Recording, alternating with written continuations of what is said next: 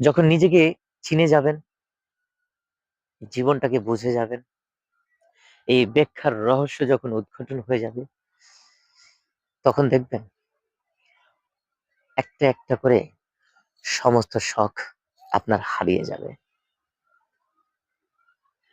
শুনেছি প্রত্যেকটা সাকসেসফুল মানুষের পিছনে একটা করে রমণীর হাত থাকে। তো সেই ধারণা অনুযায়ী বলতে ইচ্ছে করে, প্রত্যেকটা সফলতার পিছনে যদি একটা নারীর হাত থাকে, তাহলে নিঃসন্দেহে বলতে পারি এক একটা ব্যর্থতার পিছনেও এক একটা করে নারীর হাত থাকে।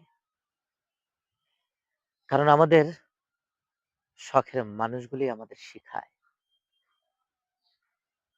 জীবনে শখ বলে কিছু থাকতে নেই।